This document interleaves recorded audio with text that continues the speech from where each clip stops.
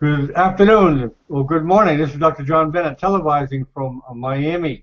We're televising this event, pediatric neurosurgery, with collaboration with the Department of Neurosurgery, the AIIM. Okay, very good. Okay, we can start. All right, let's start again. Okay, good. Management of medulloblastoma. As far as the tumor is concerned, I think this is the most aggressive neuroepithelial tumors of cerebellum.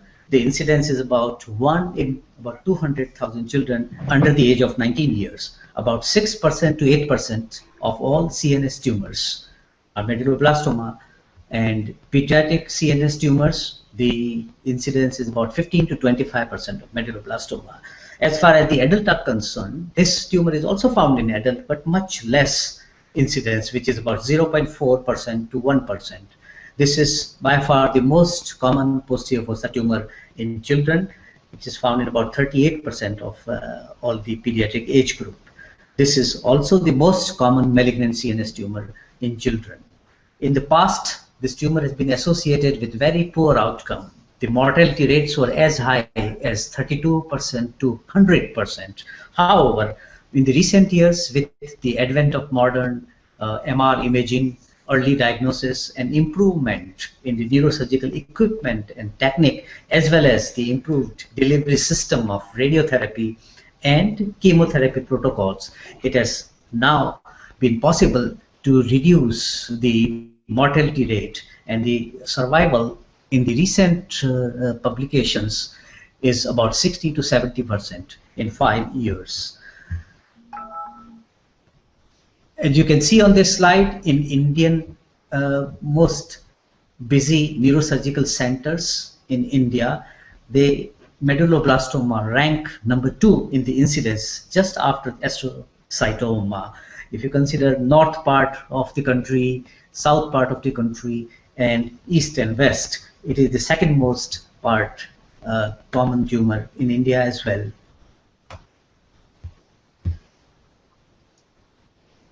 Okay, there is always a male preponderance. The mean age or the age of diagnosis is about 13 years overall. However, in the pediatric age group, it is found in about 3 to 12 years age group, and in the adults group, it is common in about 21 to 40 years of age.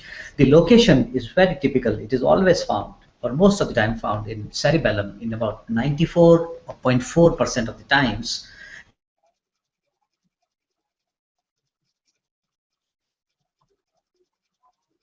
To 88% of the children. Cerebellar hemisphere is much less preferred site for this tumor, seen in about 8 to 10%, and that too in the older children and in adults. There are various uncommon locations also where you do find medulloblastoma at times, and which include floors of the fourth ventricle, supratentorial part of the brain, as well as the spinal cord. The brainstem infiltration is usually found in about 33% of the cases at the time of diagnosis. So you can see how common is this tumor. The symptoms usually includes those of raised intracranial pressure as well as the posterior fossa involvement. So children do present with headaches, persistent vomiting, visual impairment, diplopia, imbalance, nuchal pain, and lower cranial nerve involvement. On examination, you will see papilledema, truncal ataxia, the cerebellar signs, diminished vision, cranial nerve palsies including 6th nystagmus, 7th cranial nerve palsy, as well as the lower cranial palsy. What is typical about this tumor is the appendicular ataxia and the spasticity, as well as dysmetria, which is seen in about 17% of these patients. Now, the recent investigations facility has improved so much that you can diagnose and characterize these tumors very clearly. The CT scan was initially the choice of investigation, and on the CT scan, you do see a round, regular, hyperdense mass in most of the cases, which is the roof of the fourth ventricle in the verbase, actually obstructing the CSF outflow intraventricular and causing obstructive hydrocephalus. This is a typical picture on a CT scan. When you do give contrast, there is fairly good contrast enhancement after on the CT scan. If you have any metastatic lesions, you do get to see those also after the contrast enhancement. However, MRI scan is the choice of investigation in these patients because it not only diagnoses the tumor, also it can give us some differential diagnosis, and it throws light on the involvement of the CNS, whether it is limited to posterior fossa, whether it is extending into the supratentorial or brainstem or in the spinal cord. On MRI scan, typically the tumor is seen as an isointense or hypointense on T1, which turns to hyperintense on T2. There is moderate or to higher contrast enhancement, and there is heterogeneous morphology of this tumor. What is common is the extension of these tumors. They do extend through the foramen of fourth ventricle and extend into the CP angle, cisterna magna, and other CSF cisterns. MRI spectroscopy is not that typical of medulloblastoma. However, it does show increased choline peak, decreased NA, decreased creatinine, and increased lipid lactate ratio.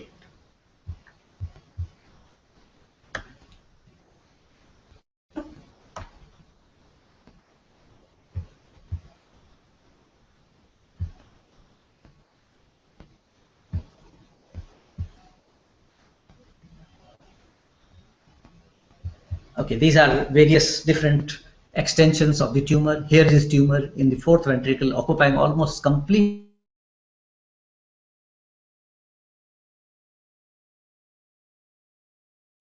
be located in the lateral part of the hemisphere where the desmoplastic variety is more common. This type of tumor is absolutely not enhancing, and there is a cyst, and the cystic wall is enhancing.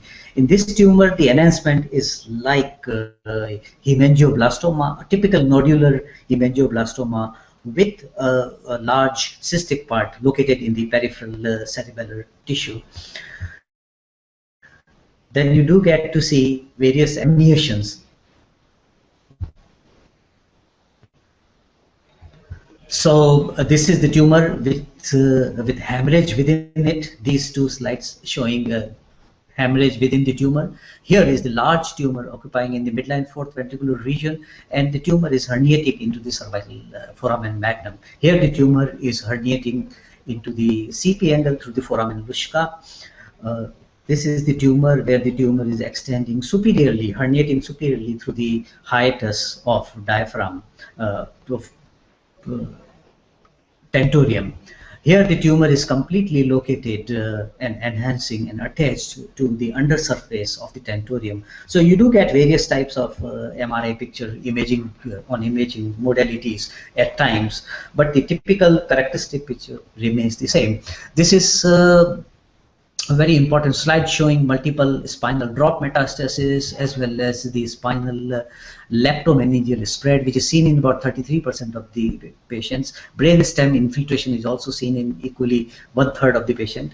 And more importantly, extraneural metastases, which are seen in about 7.1% of the patient, and they involve bones, lymph nodes, liver, lungs, and muscles. So you can imagine, how extensively spread you do get to see sometimes when the tumor is of very high risk variety. Differential diagnosis is very simple, typically involves ependymoma, pilocytic astrocytoma. These are the main three things which come into the differential diagnosis of this tumor on imaging. However, you do see hemangioblastoma appearance with medulloblastoma, sometimes lymphomas in adults, metastases. These are the very common pictures. Sometimes, very occasionally, you get Lamid-Douglas disease, which is dysplastic cerebellar gangliocytoma, looking exactly like medulloblastoma. However, there is no enhancement whatsoever in this disease as opposed to the medulloblastoma. As far as the management is concerned, we have surgery, radiotherapy, and chemotherapy to offer to these patients. There has been a great advance in the management of medulloblastoma in children in the recent years. The surgery is very essential, and the aim is to establish diagnosis, do a cytoreduction so that the tumor burden is minimized, and then at the same time you do the establishment of the CSF flow intracranially. We have seen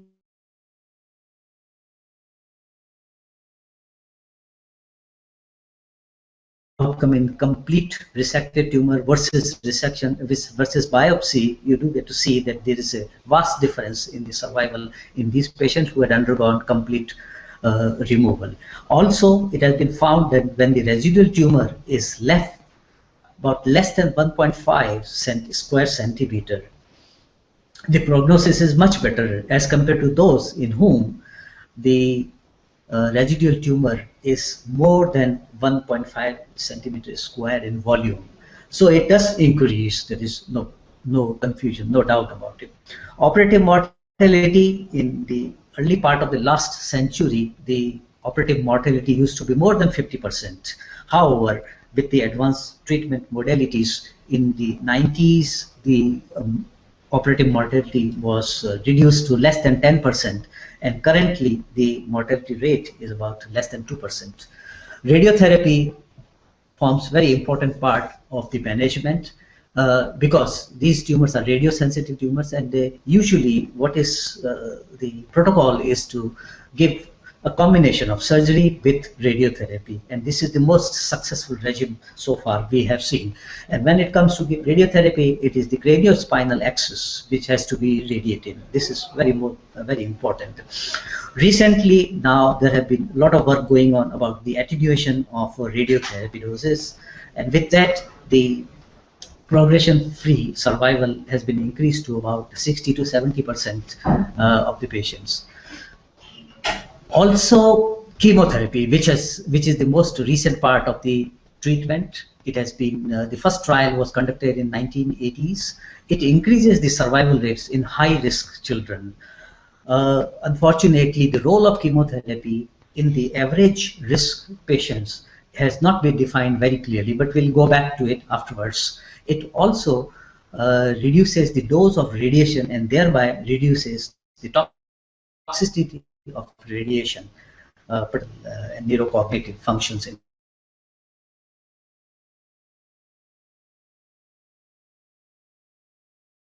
3 years of age and are less young children.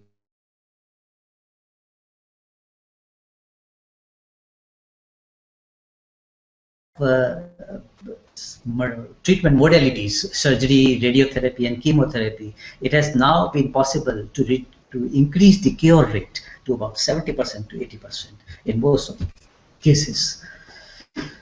When it comes to surgery, you have to identify and choose the correct approach. So when the tumor is located in the midline, you do the Vermean splitting approach. When the tumor is located lateral into the cerebellar hemisphere, then I think transcorticular cerebellar approach, the correct approach. When the tumor is extending into cerebellopontine angle, then telovelar approach is usually chosen. When the tumor is superior to the superior part of the vermis, you choose supracerebellar approach. And when this disease is very extensive with the leptomeningeal spread, the diagnosis is never in doubt, and most of the times all you need is to take a biopsy, which you can take safely from the biggest lesion.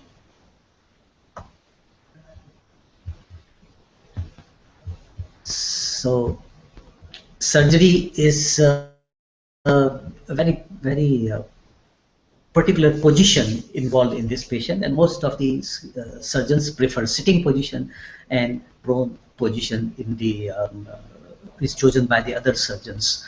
However, there is always a debate whether to choose sitting position and prone position, and at least in my mind it is very clear that it comes by the type of operative setup you have at your center and the surgeon's preference. So when you do surgery, we do usually in prone position, and you do the midline skin incision, and you make a bone flap which is extending from the level of transverse sinus and the torcula superiorly down to the foramen magnum. You open the dura, which is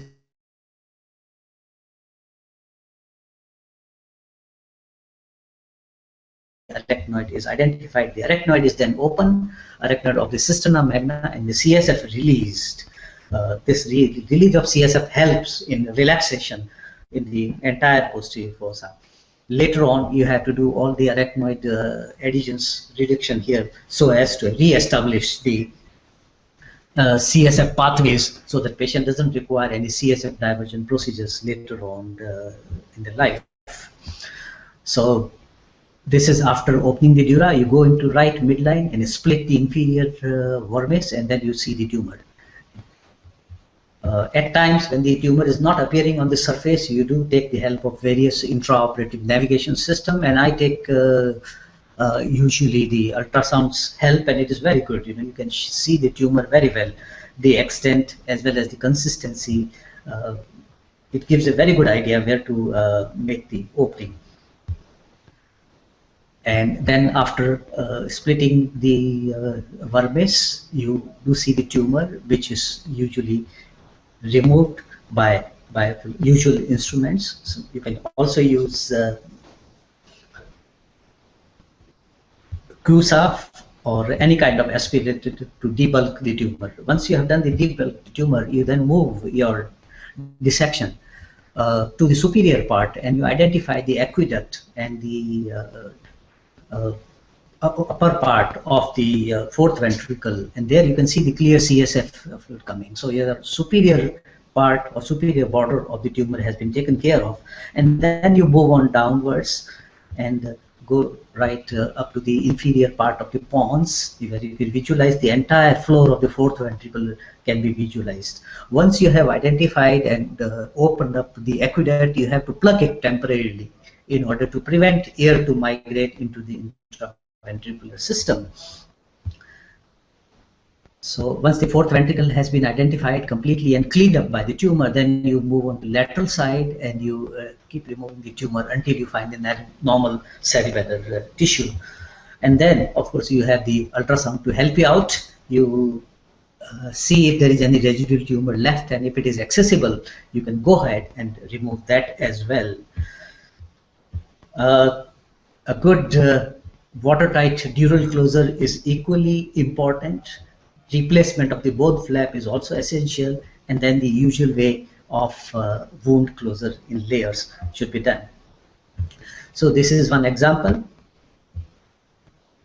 A large midline vermian tumor, medulloblastoma, which is seen after the dural opening, and then this is after the removal of the tumor. You can see the nice shining floor of the fourth ventricle after complete clearance of the tumor, and this is the post-op MR showing complete removal of the tumor.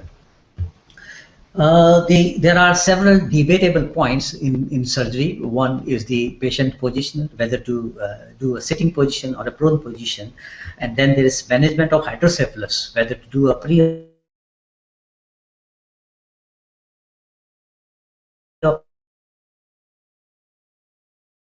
CSF reservoir or post-operative or do a ETV. Extent of tumor resection, again, it depends. If it is infiltrating, you become less aggressive. If it is well defined, then you can remove the tumor completely. The idea is to, or the goal is to remove, do a safe tumor removal as much as possible. You avoid brain retraction and avoid the incidence of cerebellar mutism, brain infiltration, brain stem infiltration, and pica. These are all debatable points, and you need to discuss with the family members and amongst your colleagues whether to it is advisable to take that risk, and again the pathology of the tumor. And what watertight dural closure is equally important, as I said earlier. So these are the positions. The most common side effect complication of the sitting position is the air embolism, which has been seen in very high incidence in the literature. Besides that, there are other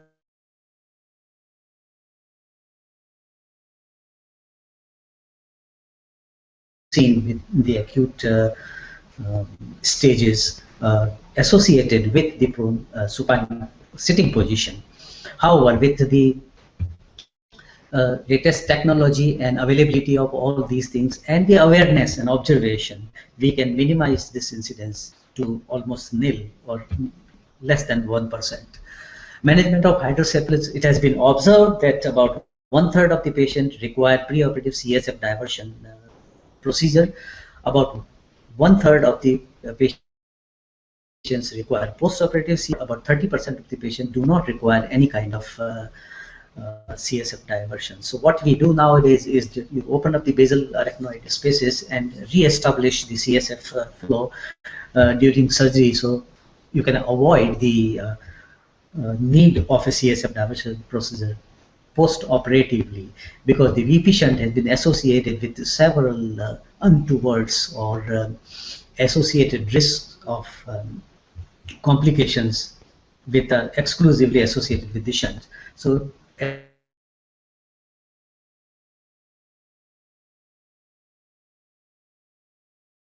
and to re-establish the CSF flow in these patients, and that is up to the surgeon's own judgment during the surgery that how much tumor is enough, tumor removal is enough. Cerebellar mutism is also very common, and it is particularly common with the vermeil region and medulloblastomas. So there are various causes, but what we need to do is try and avoid the excessive aggressive surgical manipulations. Cerebellar retractor should not be used with very much pressure or retraction, and sometimes it has been found that even CUSA can lead to cerebellar mutism, and some vascular insult is also. Radiotherapy, as we discussed earlier, radiotherapy forms the most important part of the management, and craniospinal radiotherapy should be given, and with this the success rate is about 45 to 60%. However, there are long-term sequelae, particularly in the younger age group, including neurocognitive deficits, growth failure, endocrinopathologies, and secondary malignancy. So you have to be aware of this thing. In the future, there are going to be various studies coming up very soon in the future about the proton beam therapy, and we'll have to just wait and see how proton beam therapy helps these children. Chemotherapy, as I said again, should be reserved for the high risk group, and it should be given in these patients who are not suitable for the radiotherapy, such as the children younger than 3 years of age.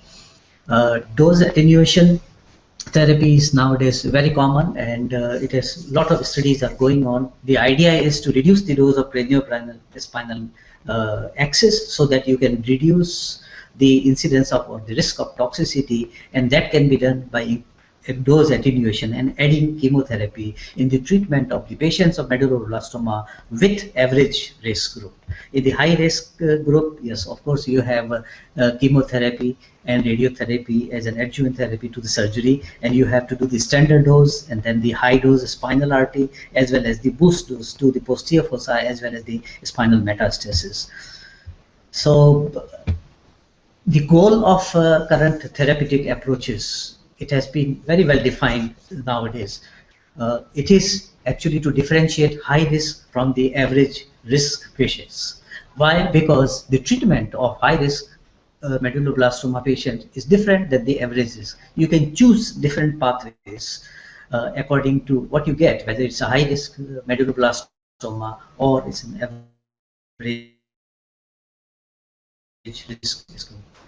So medical aggressiveness rather than histopathological or clinical diagnosis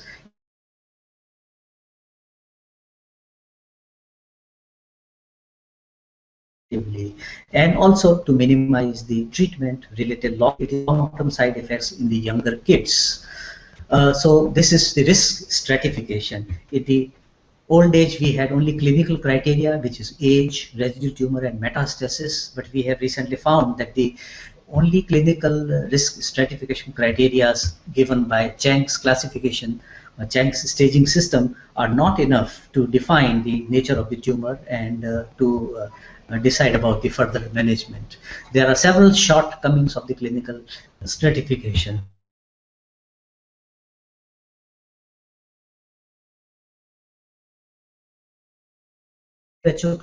Classification defines the medulloblastoma as grade 4 CNS tumor, but we so now is also been different. all of them cannot be clumped in one age group, and they differ according to their histopathological subtypes, extent of nodularity and grade, extent of anaplasia, desmoplasia, cell differentiation, proliferation labeling index, apoptotic index, and ploidy. So based on these factors, histopathological factors, we can now divide the medulloblastoma in 6 broad classes. One is the classic medulloblastoma, then the desmoplastic or nodular medulloblastoma, and then medulloblastoma with extensive nodularity, anaplastic medulloblastoma, large cell medulloblastoma, and melanotic medulloblastoma.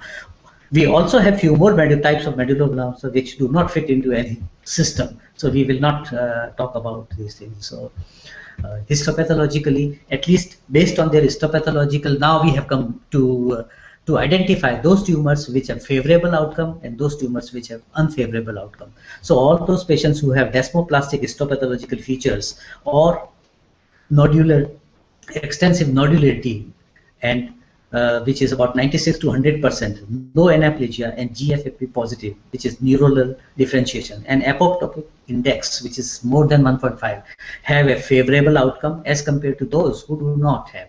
All these patients, tumors have unfavorable outcome. So now there is a molecular stratification criteria and factors which really are very helpful in determining the nature of the tumor, its biological behavior,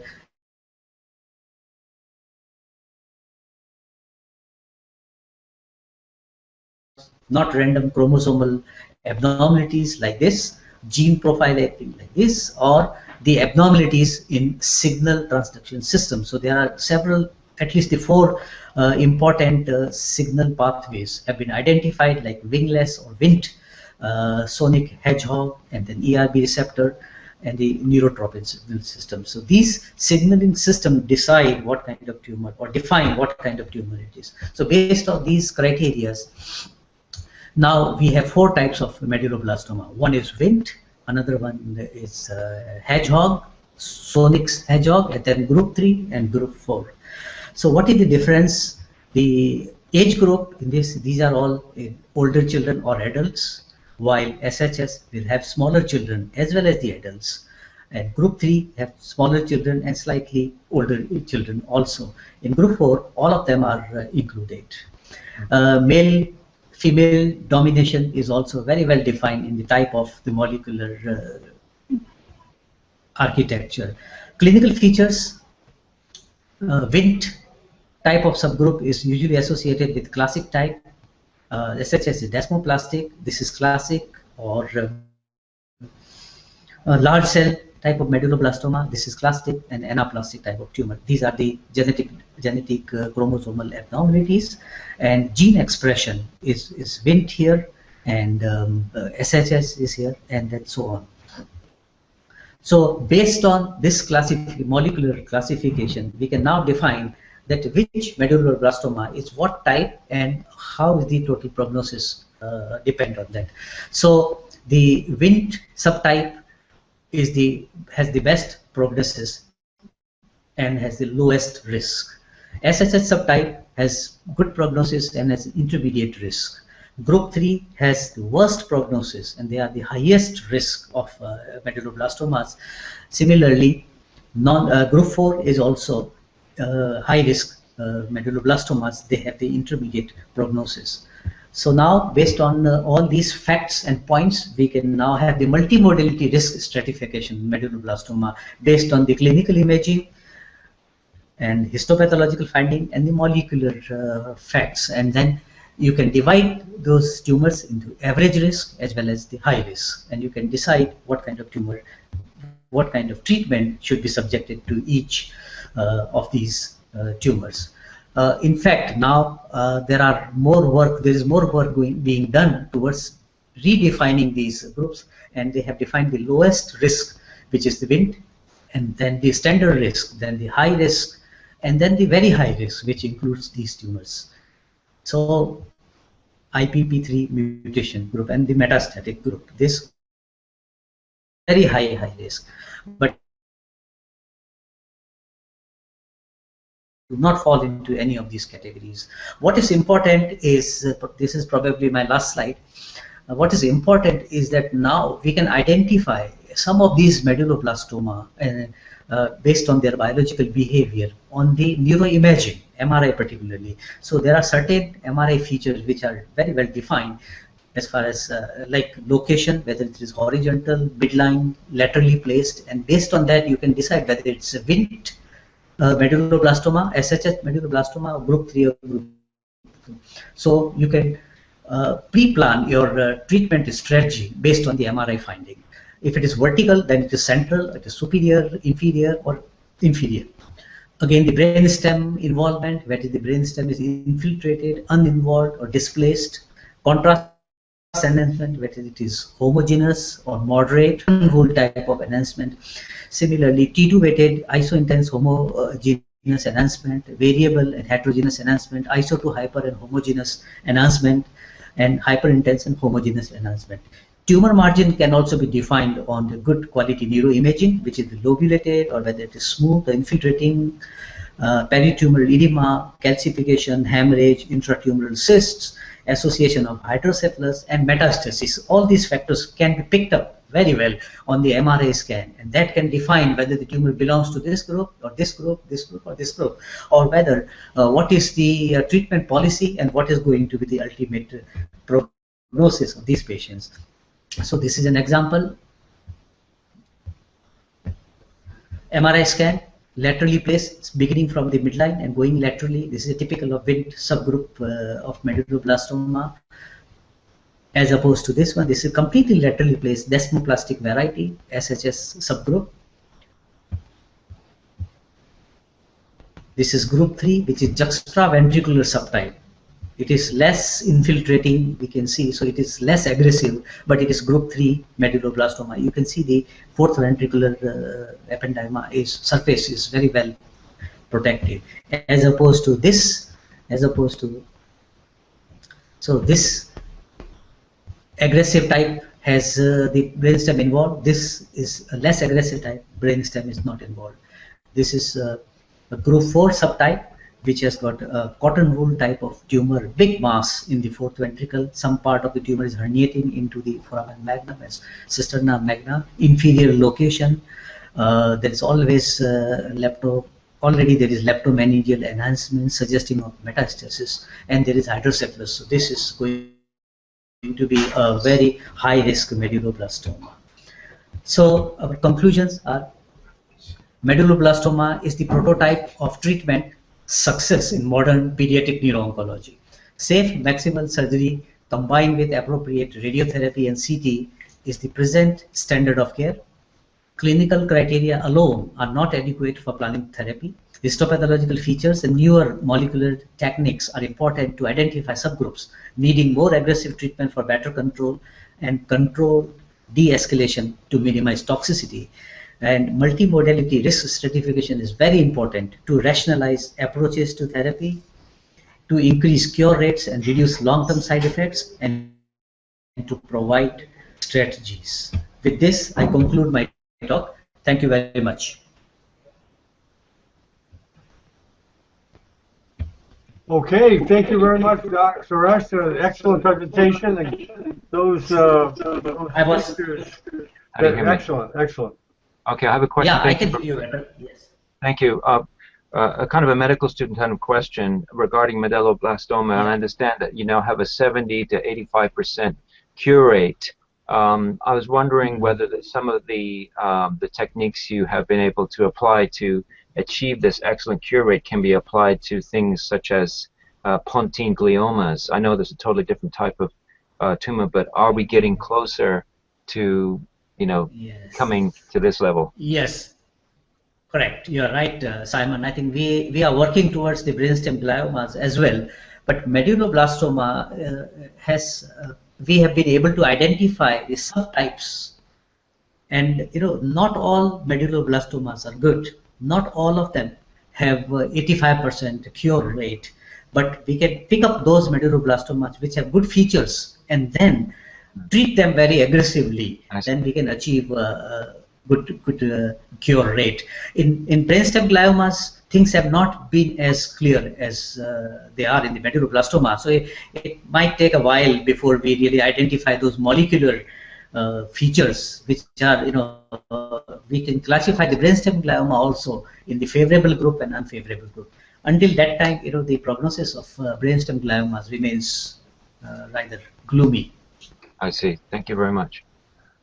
Doctor, if some child with this type of tumor, would a general neurosurgeon operate on him, or would he be sent to a city with a pediatric neurosurgeon? I think now, as we are knowing more and more about this tumor, we are becoming, very, very sub-specialized type of surgeons. Not all pediatric neurosurgeons also. So pediatric group or surgeons or team is the one which should be dealing with these kind of tumors, because it is not only the surgical part, it is the radiation, then chemotherapy, and overall management which really makes all the difference, not one. So even if you do a good surgery and you don't do the good radiation and chemotherapy follow-up, your results will not be as good as they should be. So I would really suggest that there's any center which has a good pediatric neuro-oncology center. Those are the centers where medulloblastoma should be treated. I know it is very difficult, but we are moving in this direction to develop various centers in India at least, so that we can give a good quality care to these patients. Mm-hmm. Okay, very good. Okay, doctor, I'd like to thank you for taking the time, and this is all recorded. We'll give you the link for it, and thank you very much for coming out. Thank you, John. Thank you very much, and Simon, thank you. Okay, very good.